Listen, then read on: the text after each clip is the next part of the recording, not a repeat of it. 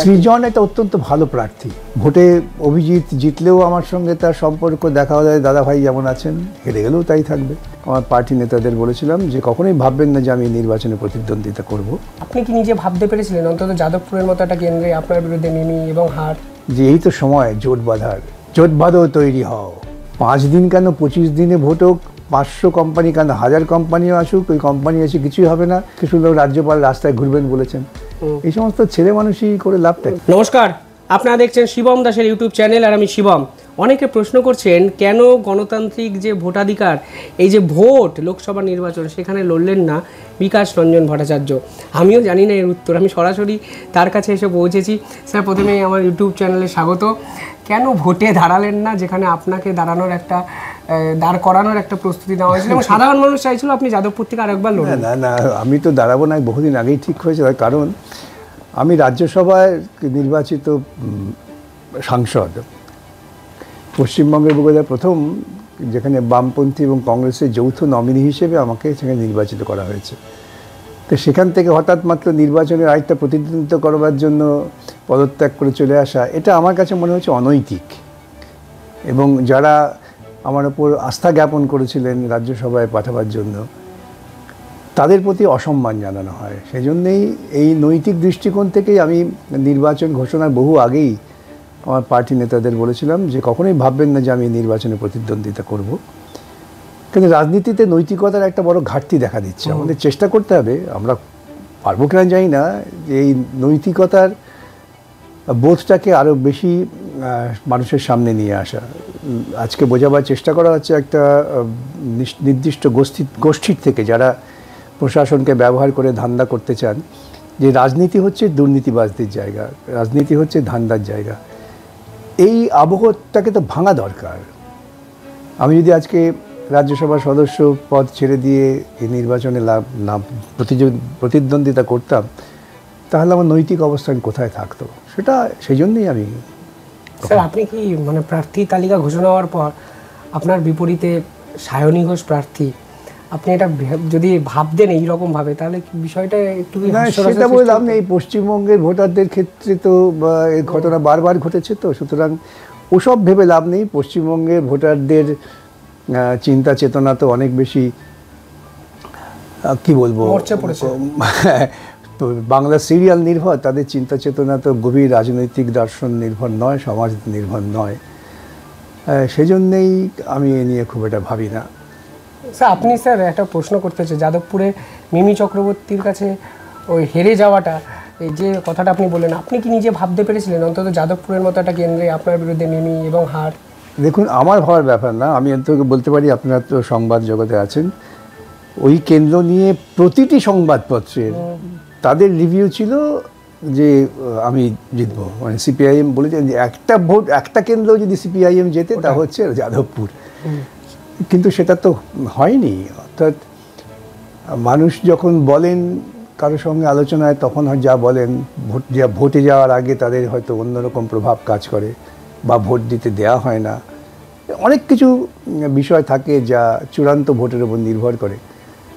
সেটা আমার ভাবনা না ভাবনার কিছু যায় আসে। স্যার, লেগেছিল যে আলটিমেটলি মানুষ আমার খারাপ লাগার থেকে বেছে নিলেন, তিনি ছেড়েও দিলেন 5 বছর পরে। আমার খারাপ লাগার থেকেও বহু ভোটার, বহু মানুষ পশ্চিমবঙ্গের বিভিন্ন স্তর থেকে তারা আমার কাছে বিভিন্ন সময় বার্তা পাঠিয়েছেন, দুঃখ প্রকাশ করেছেন, বিস্ময় প্রকাশ করেছেন। এবং সেটা ভোটারদের ব্যাপার। আমার ব্যক্তিগত ভালো লাগা খারাপ লাগা কিছু ছিল না, আজও নেই। স্যার, কিন্তু লোকসভা নির্বাচনটা আমরা সংসদে সাংসদ পাঠাচ্ছি, বিষয় তো সেটা। ফলে আলটিমেটলি মানুষ তাহলে সাংসদ হিসাবে কাকে দেখতে চাইছেন, এই ভাবনাটা মানুষ ভাবছেন না। আপনার বদলে মিমিকে দেখতে চাইলেন, যার সংসদে উপস্থিতির হার 30% আশেপাশে ক্রস করলো না, 50% ক্রস করেনি, এবং ডিবেটে কতগুলো অংশ নিয়েছেন সেটাই এখনো অনেক বড় একটা প্রশ্ন। দেখুন, এর জন্য তো আমি মিমি চক্রবর্তীকে দায়ী করব না। আমি দায়ী করব সেই সমস্ত রাজনৈতিক নেতাদের বা সেই সমস্ত রাজনৈতিক দল যারা রাজনীতিকে খেলো করবার জন্যে রাজনীতিবিদ, রাজনৈতিক কর্মী, সমাজকর্মী, শিক্ষক, অধ্যাপক, আইনজীবী, যারা সাধারণত এই ধরনের কর্মকাণ্ডের সঙ্গে যুক্ত থাকেন, তাদের বাইরে গিয়ে শুধুমাত্র রংচঙের ওপর নির্ভর করে প্রার্থী নির্বাচন করেন, তাদের দোষ। মিমির কি দোষ? মিমির দোষ নেই, সায়নীর দোষ নেই।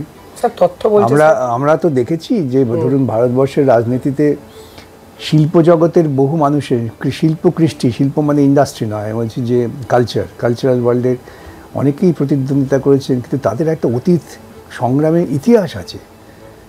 সেসব তো থাকলে পরে বোঝা যায়, কিন্তু এদের তো তা নেই। তা এদের তো দোষ নেই, এদের দিয়ে উনি ব্যবহার করেছেন এবং উনি জানেন যে বাংলার অধিকাংশ মানুষ সন্ধেবেলা বিনোদন হচ্ছে সিরিয়াল দেখা। সিরিয়াল দেখার মুখকে অনেক বেশি পছন্দ করবে না আমাকে পছন্দ করবে, এটা তো ওইটাই চিন্তা ছিল তাদের। সেদিক থেকে যা হয়েছে হয়েছে। স্যার তথ্য বলছিল যে সংখ্যালঘুদের একাংশ আপনাকে ওই সময় ভোট দেয়নি, মানে আমি স্পেসিফিক্যালি বলেও দিতে পারি ভাঙড় বা এই কেন্দ্রীয় অঞ্চলগুলোর থেকে মিমি এমন লিড পায় যাতে আপনি হেরে যায়। তো আপনি দুটি ঘটনা কাজ করেছে আমি আপনাদের বলি। নির্বাচনের যখন প্রচার শেষ হয়ে গেল 48 ঘন্টার সময়, সেই সময় বহু লোক বারুইপুর সোনারপুরের ওই একটি নির্দিষ্ট ধর্ম সম্প্রদায়গত অংশ এবং হিন্দুদের অংশ, তারা দুপক্ষে এসে বললেন যে ভয়ানক প্রচার হচ্ছে আপনার বিরুদ্ধে। কি হিন্দুরা প্রচার করছেন উনি গরুর মাংস খেয়েছেন, আর মুসলমানরা প্রচার করছেন ইমাম ভাতা বাতিল করেছেন। আপনার জানা থাকতে পারে ইমাম ভাতা নিয়ে মামলা হয়, সে মামলা আমি করেছিলাম, অন্য আইনজীবীরাও ছিলেন। অতএব যৌথভাবে প্রচার ছিল। সেই যৌথ প্রচারটায় প্রকৃতপক্ষে তাদের লক্ষ্যই ছিল যে বামপন্থী প্রার্থীকে হারাও। তারা যৌথভাবে ওই কেউ গরুর মাংস, কেউ ইমাম ভাতার প্রচার করবে কেন? এক। আর 2 নম্বর হচ্ছে গোটা ভাঙড় অঞ্চলে কোনো ভোট হয়নি, এটা কোনো ভোট হয়নি। এমনকি আমি একটি বুথে হঠাৎ যখন যাই, গিয়ে দেখি বাইরের ছেলেরা দাঁড়িয়ে আছে, আমি হাতে হাতে ধরি একটি ছেলে, যে পরে বলছে স্যার ছেড়ে দিন আমাকে, আমি ইউনিভার্সিটির স্টুডেন্ট স্যার, আর করবো না। আমি বলছি কি ইউনিভার্সিটির স্টুডেন্ট এসে তুমি এখানে বুথে দাঁড়িয়ে রিগ করছো? তো তাকে আমি পুলিশের হাতে তুলে দিই। ওরা সবাই জানে যে আমি তো আর ওইখানে বেশিক্ষণ থাকতে পারবো না, কতক্ষণ 10-15 মিনিট 20 মিনিট। পুলিশ দেখলাম তাকে, আবার যখন ঘুরে গেলাম পুলিশ তাকে ছেড়ে দিয়েছে। অর্থাৎ নির্বাচনটা ফ্রি অ্যান্ড ফেয়ার, এই যে শব্দবন্ধের যে গুরুত্ব, সেই গুরুত্বটাকে তো ইতিমধ্যেই নষ্ট করে দেওয়া হয়েছে। এখন তাই গুন্ডারা মনে করেন নির্বাচনটা হচ্ছে তাদের 2 দিনের আগে যে ভাড়া তাদের দিয়েছে, ইলেকট্রাল বন্ডের টাকাটা যাবে কোথায়? এই যে টাকা এবং মদ, এইগুলো ওই 48 ঘন্টার মধ্যে ব্যাপক ঢালাও প্রচার হয়, তার একটা পরিণতি আছে। তো সেগুলোকে দেখা আমার জিজ্ঞাসা করে সকালবেলা একজন মিডিয়া এলেন যে 5 দিন কেন, 25 দিনে ভোট হোক, 500 কোম্পানি কেন, 1000 কোম্পানিও আসুক, ওই কোম্পানি এসে কিছুই হবে না। তারা ওই 48 ঘন্টার তরল পদার্থের নিয়ন্ত্রণে থাকে, তারা কিছুই করতে পারে না, আর তারা জানেও না। বুথের ভেতর ঢুকে প্রিসাইডিং অফিসার যারা, তাদের থ্রেট করা হয়। আমার এক অভিজ্ঞতা মনে আছে, আমি কুচবিহারের এক প্রান্তে শিক্ষকদের একটা সমাবেশে গিয়েছিলাম। সেখানে গিয়ে বহু শিক্ষকদের প্রিসাইডিং অফিসার করা হয়। তাদের আমি বললাম যে আপনারা লড়াই করছেন এখানে, ভোটের সময় কী করেন প্রিসাইডিং অফিসার? তাদের যে অভিজ্ঞতা, সেই অভিজ্ঞতার কথা একটু বলেই ফেলি। একজন মাস্টারমশাই বলছেন, তিনি স্কুলের প্রধান শিক্ষক, তিনি যে কেন্দ্রের প্রিসাইডিং অফিসার ছিলেন, যে স্যার 12টা পর্যন্ত ঠিক ভোট হলো, 12টার সময় হুড়ুড় করে চলে এলো তৃণমূল কংগ্রেসের ছেলে করে, স্যার হয়ে গেছে, আপনাকে সম্মান করি, আপনি খুব ভালো মানুষ, আপনি কাগজপত্র দিয়ে চলে যান, আপনার ছুটি। তো তিনি বলছে কী করে হয়, আমি প্রিসাইডিং অফিসার যাবো না। তিনি হইচই করেন। তিনি হইচই যখন শুরু করেন, তখন পুলিশ এসে বলে যে আপনি কিন্তু অশান্তি সৃষ্টি করছেন, এতক্ষণ তো অশান্তি ছিল না। এই হচ্ছে পুলিশের ডেফিনিশন শান্তি। মানে তৃণমূল কংগ্রেসের লোকেরা যাবে, 12টার পর যা ভোট হয়ে গেছে, তারা ছাপ্পা মারবে। প্রিসাইডিং অফিসার কেন আপত্তি করছেন, সে আপত্তির জন্য হইচই হচ্ছে, অতএব সেটা অশান্তি সৃষ্টি।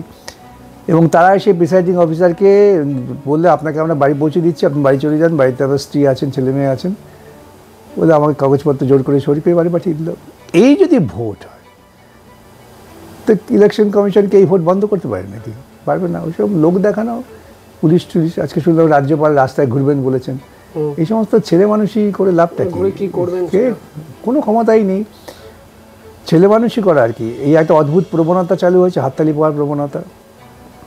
ওটা হাততালি পাবেন, কিন্তু হাতটা ব্যথা হয়ে যাবে, মাথার কোনো পরিবর্তন হবে না। এই হচ্ছে পরিণতি। স্যার আপনার ভোটে না দাঁড়ানো নিয়ে জোট রাজনীতি চেঞ্জ হয়ে গেল। নওশাদরা বলেছেন, আইএসএফ বলেছেন যে আপনি যদি যাদবপুরে ক্যান্ডিডেট হতেন তাহলে আইএসএফ ওখানে ক্যান্ডিডেট দিত না, নাহলে যাদবপুর থেকে নওশাদ সিদ্দিকীর আইএসএফ ক্যান্ডিডেট দিচ্ছে, এদিকে আপনারা ঘোষণা করছেন সৃজন ভট্টাচার্য। সেটা ভালো, আমার ব্যক্তিগতভাবে ভালো লাগছে যে একটা দল তারা আমার প্রতি এতটাই ভরসা রাখেন। অবশ্যই কথা প্রসঙ্গত বলতে হয়, আমি যখন গত নির্বাচনে দাঁড়িয়েছিলাম তখন ওখানে অলীক চক্রবর্তীদের সিপিআইএম তারাও আমাকে সমর্থন করেছিলেন। তারা ভোট করাতে পারেননি, সে ভিন্ন কথা, কিন্তু সেটা যদি তারা বলে থাকেন ভালো, সেটা তাদের দিক থেকে আমি বলবো খানিকটা উদারতার পরিচয় দিয়েছেন। কিন্তু আমার নিজের বক্তব্য যে জোট রাজনীতির স্বার্থে দুটো দলকেই অনেক বেশি নমনীয় হতে হবে, সামনের লক্ষ্যটা ঠিক রাখতে হবে। লক্ষ্য যদি হয় তৃণমূল বিজেপির মতো দুর্নীতিগ্রস্ত সাম্প্রদায়িক দল, দুটোকেই আমি সাম্প্রদায়িক দল বলি, তাদের প্রতিহত করতে হয়, তাহলে পারস্পরিক স্বার্থহানি হলেও আইএসএফ বাম এবং কংগ্রেসের জোটটা দৃঢ় হওয়া উচিত। আইএসএফ বাম কংগ্রেস জোট যদি হয়, পশ্চিমবঙ্গের ভোটের চেহারা পাল্টে যাবে।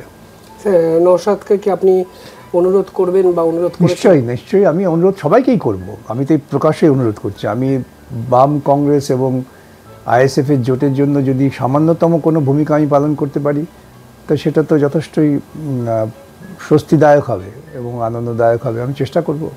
আপনি যদি পার্টি আপনাকে দায়িত্ব দেয় নওশাদের সঙ্গে এই বিষয়ে কথা বলার, মানে যেহেতু আপনার নামটা সামনে এসে যে যাদবপুর কেন্দ্রটা স্পেশালি, পার্টি দায়িত্ব দিলে তো আমি নিশ্চয়ই করব, কিন্তু পার্টি দায়িত্ব না দিলে আমার দিক থেকে যতখানি ব্যক্তিগত উদ্যোগ বিভিন্ন স্তরে হয়, আমি সকলকেই অনুরোধ করি যে এই তো সময় জোট বাঁধার, জোট বাঁধো, তৈরি হও।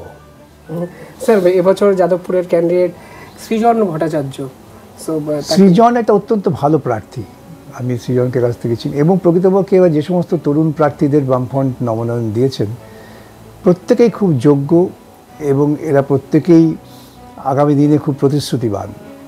সুতরাং এরা যদি ভোটে জেতে, এটা পশ্চিমবঙ্গ তথা ভারতবর্ষের সংসদীয় গণতন্ত্রের ক্ষেত্রে এটা ইতিবাচক দিক হবে।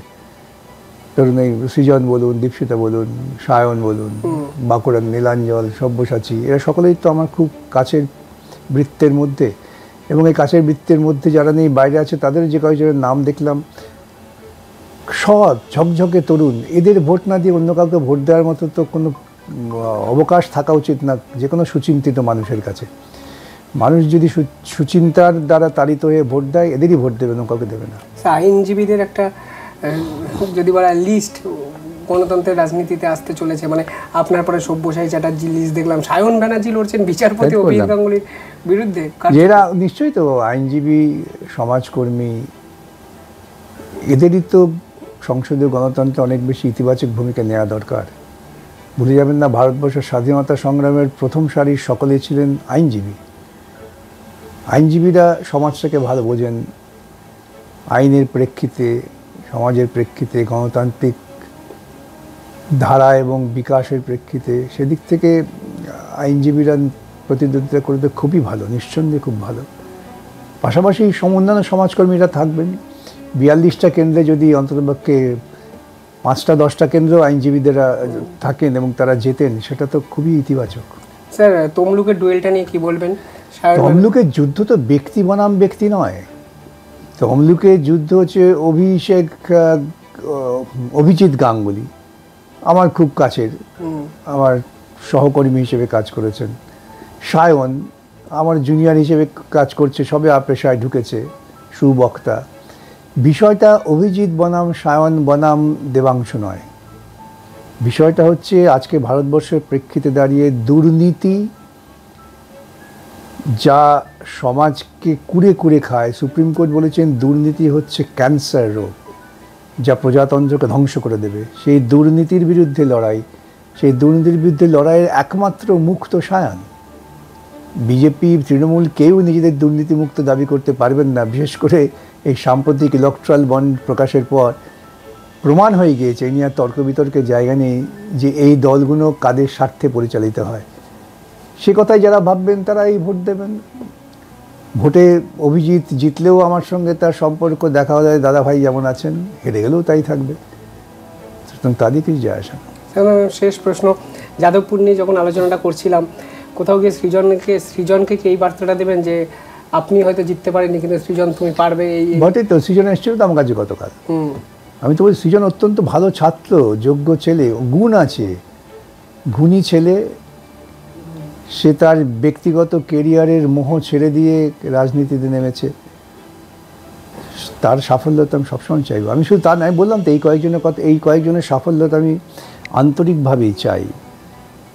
সৃজন, দীপশিতা, সব্যসাচী, সায়ন, নীলাঞ্জন বাঁকুড়ার, তারপরে উত্তরবঙ্গে একজন দেখলাম তরুণ প্রার্থী দাঁড়িয়েছেন, ঝকঝকে প্রার্থী। এরা সবাই জিতুক, নিঃসন্দেহে সেটা আমাদের পক্ষে ভালো। আর যদি নিরাপদ সর্দার যদি কন্টেস্ট করে, এরকম একটা লড়াকু ছেলে, নির্ভীক লড়াই, সেও জিতলে পরে পশ্চিমবঙ্গের মানুষ তো লড়াইয়ের অনুপ্রেরণা পাবে। অবশ্যই অনুপ্রেরণা এই শব্দটা বিকাশবাবুর মুখে শুনতে একটু অদ্ভুতই লাগলো। যাই হোক, কেন বিকাশবাবু দাঁড়ালেন না এই নির্বাচনে সেটা তো বললেন, এবং বললেন প্রয়োজনে জোটের স্বার্থে নওশাদ সিদ্দিকীর সঙ্গেও কথা বলতে তিনি প্রস্তুত, এবং উনি জিততে পারেননি, সৃজনের অন্তত সৃজন, সায়ন, সব্যসাচী, দীপশিতাদের মতো ঝকঝকে তরুণ মুখদের অন্তত এই নির্বাচনে মানুষের ভোট দেওয়া উচিত, এরকমই বললেন আইনজীবী সাংসদ বিকাশ রঞ্জন ভট্টাচার্য। অসংখ্য ধন্যবাদ স্যার, ধন্যবাদ আপনাদেরও।